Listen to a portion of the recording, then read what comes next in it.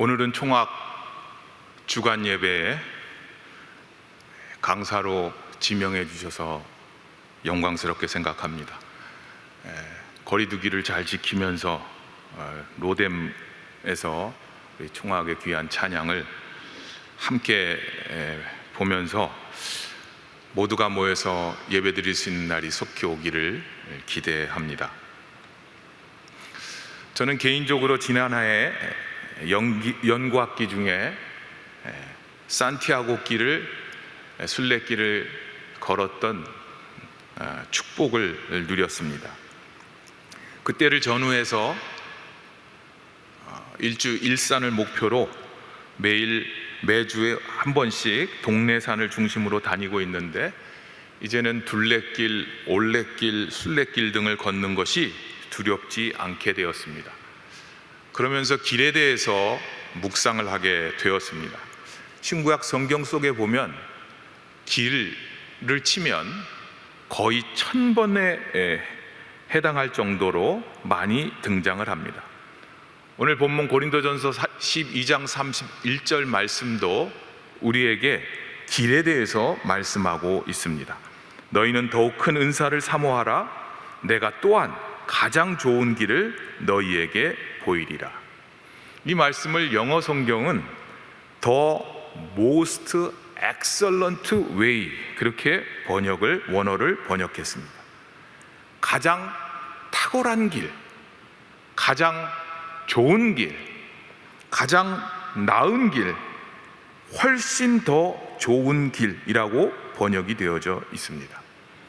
메시지 성경은 그런데도 여러분 가운데 몇몇 사람은 이른바 중요한 지체가 되겠다고 계속 경쟁하더군요. 그러나 나는 이제 여러분에게 훨씬 나은 길을 제시하려고 합니다로 의역을 했습니다. 경쟁의 삶 가운데 서로 자기가 중요한 인물이라고 증명하려는 삶 가운데 그것보다 훨씬 나은 길, 가장 좋은 길, 더 좋은 길, 탁월한 길을 보여줄 테니 그 길을 사모하라고 바울 사도는 고린도 교우들을 향해 말씀합니다. 이 말씀을 이해하기 위해서는 고린도전서 12장과 고린도전서 13장을 같이 보아야 합니다. 우리가 알고 있는 대로 소위 고린도전서 12장은 은사장이고 고린도전서 13장은 사랑장입니다. 은사장과 사랑장을 연결하는 연결고리의 12장 31절 말씀은 가장 좋은 길을 이야기하고 있습니다. 고린도 교회 교인들은 여러 은사들이 나타났습니다. 방언의 은사가 있었습니다. 능력의 은사가 있었습니다. 병 고치는 은사가 있었습니다. 가르치는 은사도 있었습니다.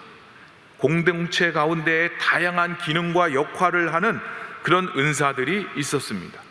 예수 그리스도의 몸을 세우기 위해서, 교회를 세우기 위해서 주님께서 고린도 성도들에게 부어주신 이 성령의 은사를 통해서 교회를 세워가고 서로를 돌보도록 하셨습니다. 고린도전서 12장 1절에 보면 이 모든 일은 같은 한 성령이 행하사 그 뜻대로 각 사람에게 나누어 주시느니라. 고린도전서 12장 11절 말씀입니다. 한 성령께서 각 사람에게 은사를 나눠주시는 것이 하나님의 뜻이고, 그 하나님의 뜻은 각 선물을 받은 그 은사를 받은 사람들이 하나님의 일을 하는 것이었습니다. 그런데 그 선물, 그 은사를 가지고 교회를 세워야 하는데 개인이 갖고 있는 은사를 서로 비교하면서 경쟁하거나 은사의 서열을 매기거나 우열을 따지는 등 여러 가지 문제점들이 나타나기 시작했습니다. 교회 공동체 전체에 유익을 주는 은사의 목적이 나타나기보다는 멋있게 보이고 대중적인 관심을 끄는 것에, 더 매력적으로 보여지는 것에 사람들은 관심을 갖게 되었습니다. 그래서 고린도전서 12장 29절 오늘 본문 앞부분에 보면 이렇게 성경 말씀이 되어져 있습니다. 다 사도이겠느냐, 다 선지자이겠느냐, 다 교사이겠느냐, 다 능력을 행하는 자이겠느냐, 다 병 고치는 은사를 가진 자이겠느냐, 다 방언을 말하는 자이겠느냐, 다 통역하는 자이겠느냐. 모두 다 통역하는 교회, 그 교회는 교회가 아닙니다. 모든 사람이 다 기적을 행하는 은사를 갖고 있다, 그건 교회가 아닙니다. 다 사도, 다 선지자, 다 교사, 다 능력 행하는 자가 아니라고 한다면 우리에게 각각 주신 은사를 가지고 그 모든 은사보다 더 뛰어난 길, 더 좋은 길, 새로운 관점에서 우리에게 말씀해 줍니다. 그래서 첫째는 그리스도인, 성도, 신학생은 더 좋은 길을 걷고 있는 사람입니다. 고린도전서 12장 1절에 보면 형제들아 신령한 것에 대하여는 나는 너희가 알지 못하기를 원하지 아니하노라. 너희도 알거니와 너희가 이방인으로 있을 때 말 못하는 우상에게로 끄는 그대로 끌려갔느니라. 그러므로 내가 너희에게 알리노니 하나님의 영으로 말하는 자는 누구든지 예수를 저주할 자라 하지 아니하고 또 성령으로 아니하고는 누구든지 예수를 주시라 할 수 없느니라. 과거에 내 자신을 신뢰하고 우상을 따르던 사람들이 신령한 것을 알게 되면 영적인 사람이 된다는 것은 성령으로 인하여 예수를 주로 고백하게 된다는 것입니다. 개인의 선택이나 결단에 의해서 되어지는 것이 아니라 하나님께서 우리에게 불가항력적인 은혜를 주셔서 성령의 역사하심으로 하나님의 선물 은사를 받게 되었고, 우리가 예수님을 더 나은 길, 내 인생길의 주인이라고 고백하게 되었다는 것입니다. 그래서 더 나은 길, 좋은 길을 걷는 그리스도인은 내 걸어가는 길의 주인이며 주권자가 예수님이시라고 믿는 사람들입니다. 그렇다면 여러분은 정말 좋은 길을 걷고 있다고 생각하십니까? 인생의 가시밭길, 사막길, 광야길, 십자가의 길 이어서 내 길은 너무나 고되다라고 생각하지는 않습니까? 한 후배가 저에게 문자를 보냈습니다. 저를 가끔 멘토라고 부르는 후배입니다. 광야 생활을 한 적이 있습니까? 영적 리더들은 반드시 광야의 시간이 있다고 하는데 그 광야의 길을 보낸 교수님의 광야의 시간은 언제였습니까? 라는 질문이었습니다. 그 질문을 받았을 때 제 마음속에 조금 불편함이 있었습니다.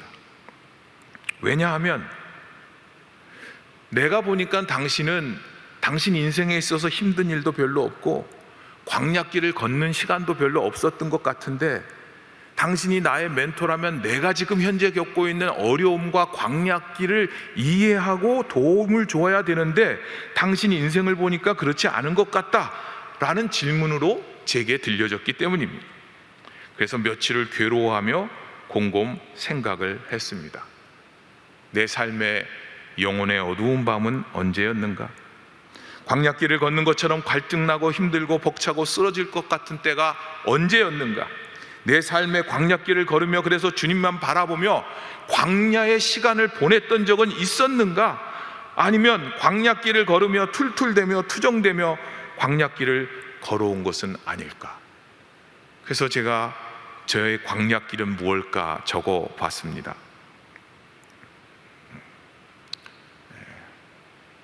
제 아내와 연애하던 시절 부모님이 반대를 했습니다.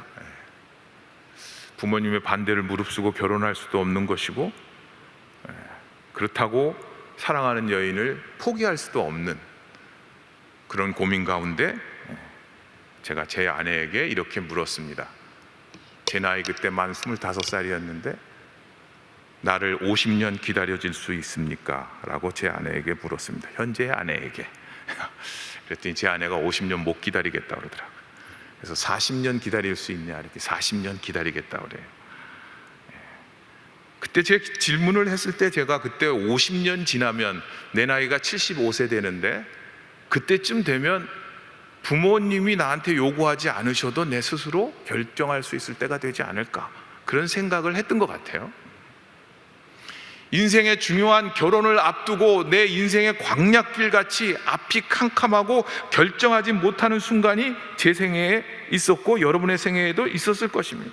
신대원에 들어와서 이 길이 아닌가 봐 하면서 신대원 1학기를 마친 후에 신학교를 떠나려고 했던 때가 있었습니다. 딸이 출생하고 한 달 만에 큰 수술을 받고 다행히 회복 중이었지만 엄청난 수술비와 그리고 박사과정에 입학이 안 되면서 고민하던 때가 있었습니다. 논문을 끝내지 못해서 몇 주를 6주 동안 높은 산 기도처에 올라가서 매주 올라가서 고민하던 때가 있었습니다. 갑자기 IMF를 맞아서 공부하던 아내를 정리하고 한 달 만에 한국으로 돌아와야 되는 때가 있었습니다. 제 인생을 돌아보면 광야길 같고 캄캄하고, 그래서 결정을 못하고 이제는 나의 60고개를 넘어서면서 내리막길을 걷는데 문득문득 우울해지고 화가 나고 낙심이 되고 냉온탕을 오가며 널뛰는 이 감정을 바라보면서 여전히 나는 광야길을 가고 있구나 생각을 했습니다. 그래서 돌아보니까 지난 3년여 동안 제가 즐겨 부르던 찬송 성가는 김도연의 그 광야로입니다. 히즈윌의 광야로 나아오라, 광야길을 지나며 였습니다. 내 인생이 광야 같구나, 그런 생각을 했습니다. 광야의 길을 걷는 것보다 더 중요한 것은 그 광야의 길에서 광야의 시간을 보내고 있느냐입니다. 하나님께서 모세에게 말씀하시기를 이스라엘 백성들을 바로에게 가서 이스라엘 백성들을 인도하라고 할 때 주신 말씀이 출애굽기에 반복되는 말씀은 이런 말씀입니다. 내 백성을 보내라, 그들이 광야에서 나를 섬기리라. 광야 길에서 내 힘으로 살 수 없구나, 그래서 내 눈을 돌려서 하나님을 바라보고 거기서 하나님을 예배하는 삶, 예수님을 주로 고백하는 삶, 그 삶으로 우리를 부르시는 것입니다. 광야로 우리를 부르시는 아버지, 광야로 우리를 부르신다고 그래요. 광야로 우리를 초대하시는 아버지. 넓은 광야로 나오라. 넓은 광야로 나오라. 왜 나옵니까? 예수님 걸으셨던 그 광야로, 주님과 함께하는 곳, 양육하는 곳, 나를 세우는 곳. 우리가 걷고 있는 길이 광야길 같고 가보지 않은 길에 대한 불안과 미래 때문에 염려가 있고 제대로 가고 있는지에 대한 두려움이 있고 나 혼자만 이 길을 걸어가는 것 같아 앞이 캄캄할 때 예수님이 내 인생길의 주인이시며 주관자이심을 기억해야 합니다. 그 예수님께서 우리를 그 광야길로 초대하시고 그 길로 초대하실 뿐만 아니라 우리 손을 잡고 함께 가신다고 말씀합니다. 잠언 3장 5절 6절 말씀을 보면 너는 마음을 다하여 여호와를 신뢰하고 내 명철을 의지하지 말라. 너는 범사의 그를 인정하라. 그리하면 네 길을 지도하시리라. 예수님이 모든 일들의 주관자이시며 바로 그 길임을 마음을 다하여 신뢰하고 인정하면 절대로 방황하지 않고 길을 잃지 않고 바른 길로 인도하시고 지도하시겠다고 약속하십니다. 산티아고 길을 걷다 보면 모든 길에 순례자들이 잘 갈 수 있도록 노란색 조가비와 함께 노란색이 화살표가 있습니다. 어느 정도 가다가 길이 양갈래 길이 나오거나 여러 길이 나오면 반드시 바닥이나 벽이나 표지석이나 방향 제시를 하는 노란 화살표가 있습니다. 그래서 길을 잃을 때가 되면 잘 주위를 살펴보면 이 길로 가라고 방향을 제시합니다. 그래서 처음이더라도 길을 잃을 염려가 거의 없습니다. 주님께서 우리의 길이시며 우리를 이끌어 함께 손잡고 가시기에, 주이시기에, 주님이시기에 우리는 다른 길로 갈 수가 없습니다. 찬송을 불러야 되는데 주님여 이 손을 꼭 잡고 가소서. 약하고 피곤한 이 몸을 폭풍 후 흑암 속 해치사 빛으로 손잡고 날 인도하소서. 2절까지 불러야 돼요. 인생이 힘들고 고난이 겹칠 때 주님여 날 도와 주소서. 외치는 이 소리 귀 기울이시사 손잡고 날 인도하소서. 광야길에서 광야의 시간이 필요한 것은 주님께서 우리의 손을 붙잡고 우리를 인도하시기 때문입니다. 그 길이 더 좋은 길, 성령께서 함께 하신 길, 그 길로 우리를 초청하셨습니다. 뿐만 아니라 오늘 본문의 말씀은 더 좋은 길을 예수님에 대한 사랑 때문에 모든 일에 사랑으로 행하는 것이라고 우리에게 가르쳐 줍니다. 더 좋은 길을 사모하라 말씀하셨습니다. 우리에게 주신 하나님의 선물과 은사, 능력이나 재능이나 특기나 맡은 일이나 그 어떤 것이 있다면 그것을 사랑으로 하는 것, 하나님 앞에서뿐 아니라 사람들 공동체에서 사랑으로 행하는 것이 가장 더 좋은 길이라고 말씀합니다. 사랑이 은사라고 말하는 사람이 있습니다. 특별한 사랑의 은사를 갖고 있는 사람이 있을 수 있지만 오늘 이 말씀은 그 말씀을 하고 있는 것이 아닙니다. 13장 1절부터 3절까지 말씀을 보면 이렇게 말씀이 되어져 있습니다. 내가 사람의 방언과 천사의 말을 할지라도 사랑이 없으면 소리나는 구리와 울리는 꽹과리가 되고, 내가 예언하는 능력이 있어 모든 비밀과 모든 지식을 알고 또 산을 옮길 만한 모든 믿음이 있을지라도 사랑이 없으면 내가 아무것도 아니요, 내가 내게 있는 모든 것으로 구제하고 또 내 몸을 불사르게 내줄지라도 사랑이 없으면 내게 아무 유익이 없느니라. 방언도 하고 천사의 말도 하고 예언도 하고 높은 지식을 쌓고 산을 옮길 만한 믿음도 있고 자신을 희생하고 심지어는 자기 생명을 내놓아서 불사르게 내어줄 정도로 순교하고 구제할지라도 그가 가지고 은사를 사용함에 있어서 사랑의 동기와 사랑의 태도가 결여되어 있다면 아무 소용이 없다는 말씀입니다.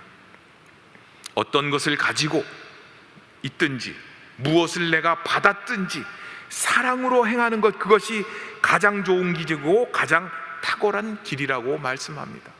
누가 그렇게 하셨습니까? 예수님은 십자가의 길을 걸으셨습니다. 사랑으로 걸으셨습니다. 고행이나 수행으로서 그 길을 걸은 것이 아니라 사랑의 동기로 죄인을 사랑함으로 골고다의 길을 걸으셨습니다. 한자어 행하다의 이 행자는 갈행, 걸을 행입니다. 사랑으로 걷는 그 길이 가장 위대한 길이고 탁월한 길입니다.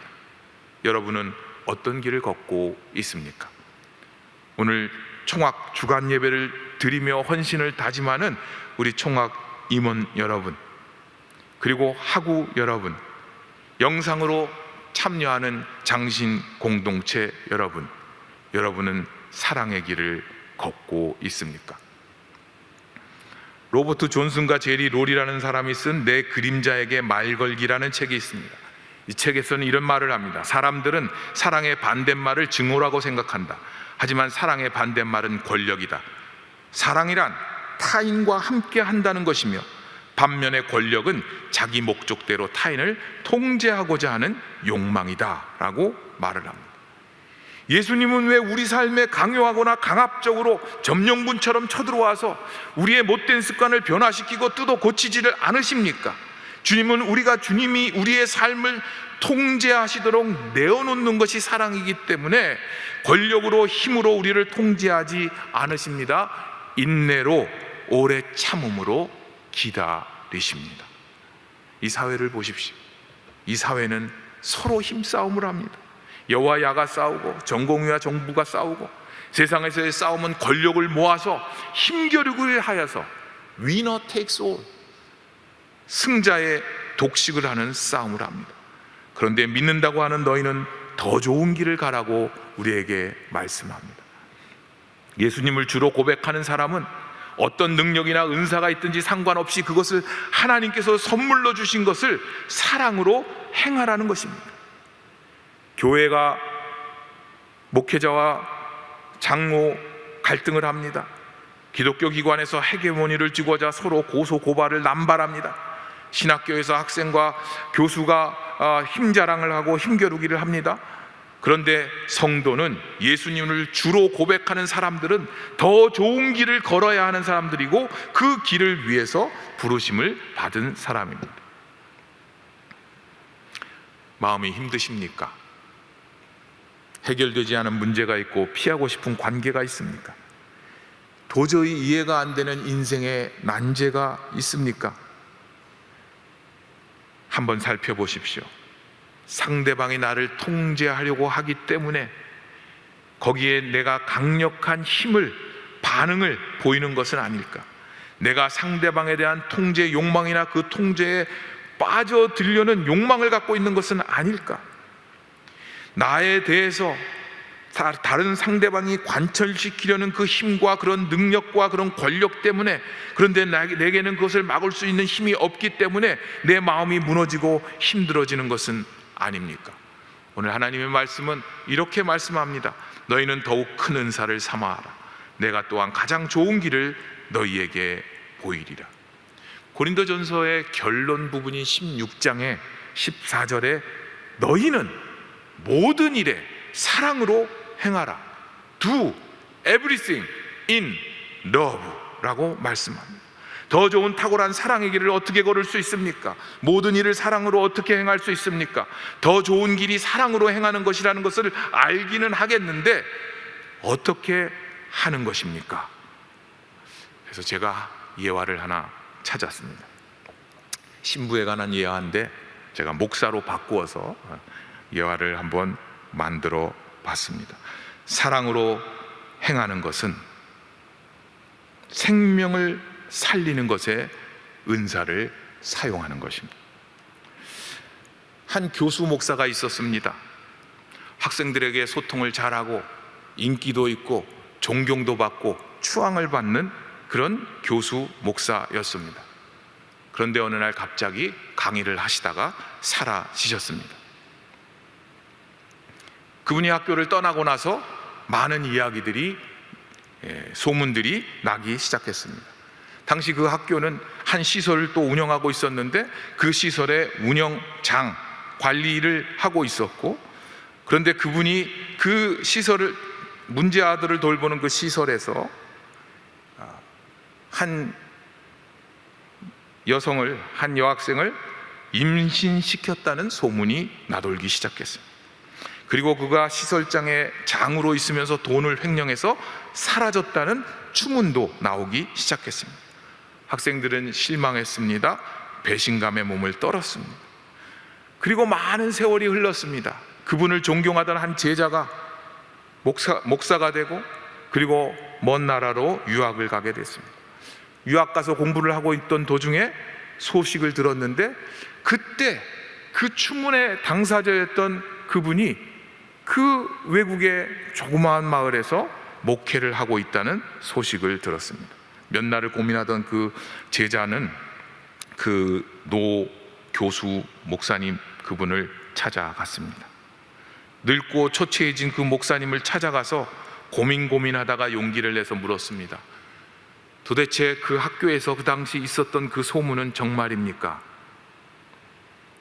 그 노 목사는 이야기를 합니다. 내가 학교를 떠나고 많이 실망들 했지. 그리고 많이들 놀랬을 거야. 내가 어렸을 때부터 딸처럼 돌봐주던 아이가 있었는데 성인이 돼서 그 시설을 떠났고, 그 시설을 떠난 후에 어느 날 돌아와서 임신을 했다고 이야기를 했어. 그리고 힘드니까 돈을 좀 달라고 사정을 하는 거야. 그래서 목회자가 무슨 돈이 있냐, 돈을 주지 않으니까 그러면 목사님의 아이라고 소문을 낼 거라고 이야기를 했어. 그 목사님은 그 아이의 부당한 요구를 끝까지 들어주지 않았고 결국 그 누명을 쓰게 되었다고 이야기를 했습니다. 그런데 그 아이를 갖게 된 그 아이의 아버지는, 그 태중의 아이의 임신하게 한 사람은 자기가 가르치는 신학교의 한 젊은 전도사 신학생이었어요. 그래서 그는 생각을 했습니다. 내가 이 신학교를 생각하고, 내가 돌봐왔던 그 아이를 생각하고, 내가 가르쳤던 이 제자를 생각하면 내가 사라지는 것이 그들에게, 학교를 위해서, 그들을 위해서 필요한 일이 아닐까. 그는 오랜 세월 동안 이중인격자로, 배신자로, 나쁜 교수로, 목사로 젊은 후배들에게 또는 제자들에게 그렇게 누명을 쓰고 살았지만 그는 입을 다물고 평생을 살았다는 것입니다. 누가 만든 이야기겠지만, 사실 여부는 잘 모르겠지만, 저는 이 이야기를 보면서 제 자신을 돌아봤습니다. 교수 목사로서 내가 만약에 그 사람이었다면 나는 어떻게 했을까? 내 억울함을 증명하고 내 무고함을 증명하기 위해서 제자와 그리고 내가 돌봤던 사람들을 끌어들여서라도 나의 깨끗함을 증명하려고 하지 않았을까? 스스로에게 물었습니다. 오늘 교회가 예수님의 이름으로 성경 말씀으로 행하는 많은 일들이 자신이 옳은 것을 증명하느라 사랑으로 행하는 것을 잃어버렸습니다. 자신들이 예수님 편이라는 것을 보여주고자 무례함과 불법도 거짓과 음모도 서슴지 않는 사랑 없는 행함으로 나쁜 길을 향하여 가고 있지 않은지 우리는 되돌아 보아야 할 것입니다. 세상은 소문의 루머를, 가짜 뉴스에 약간의 팩트를 집어넣어서 추문과 생명을 죽이는 이야기를 계속해서 부추기며 이야기를 하고 있습니다.